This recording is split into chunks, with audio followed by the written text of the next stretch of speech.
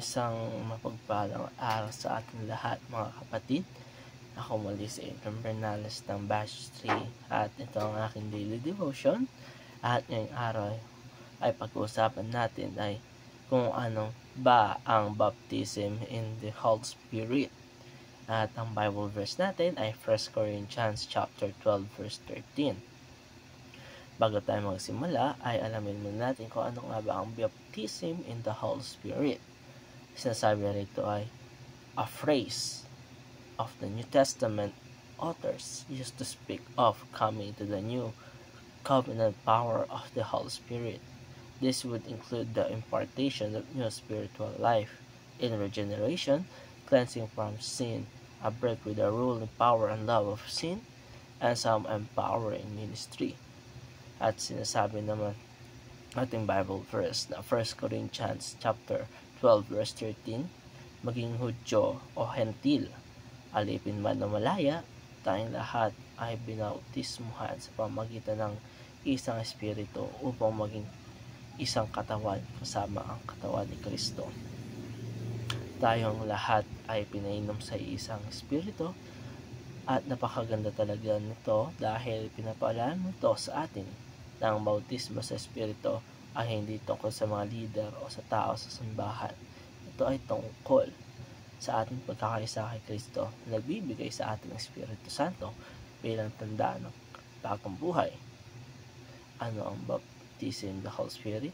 Ang baptism in the Holy Spirit ay isang makapangyarihang konsepto sa bagong tipan. Ito ang panahon kung kailan tayo ay pumapasok sa bagong tipan ng Espiritu Santo. Sa pamamagitan nito, tayo ay nagkakaroon ng panibagong buhay. Binibigyan tayo ng espiritu ng banal na espiritu sa ating buhay na nagkakaroon ng pagbabago o panibagong simula sapagkat ang ating katangian noon nang walang Kristo sa buhay ay puno ng kasalanan, karumihan. Kaya sa pamamagitan ng bautismo sa kasama ng Espiritu Santo ay nagkakaroon tayo ng bagong simula na mayroong Kristo sa ating buhay, na tayo ay sumusunod sa ating Kristo. Sa tulong ng Espiritu Santo, nagiging instrumento tayo ng pag-ibig at biyaya ng Diyos. At isa sa ating teaching ay na ang presensya ng Diyos kapag tayo ay nabautismuhan sa Espiritu, hindi lang tayo binabago, kundi nananahan din ng Diyos sa ating puso.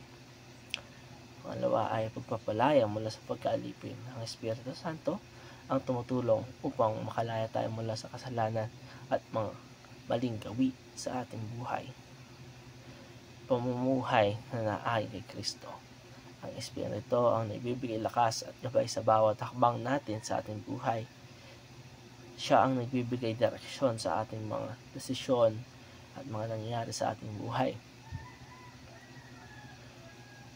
Ang Espiritu na nanahan sa atin ay hindi mawawala magpakailanman. Kung kaya hindi ka nag-iisa sa tulong ng Espiritu Santo dahil kasama mo palagi si Kristo. Saan ka man magpunta? Kaya mga kapatid, tanungin natin ang ating mga sarili. Tayo ba ay nabautismuhan na ng Espiritu? Kung oo ay, paano ito makita sa iyong buhay? At kung hindi pa, handa ba tayong tanggapin ang bagong buhay na inalok ng Diyos? Ang baptism with the Holy Spirit ay isang personal na karanasan ng kaligtasan, kalayaan, at kapangyarihan na nagmula lamang kay Kristo.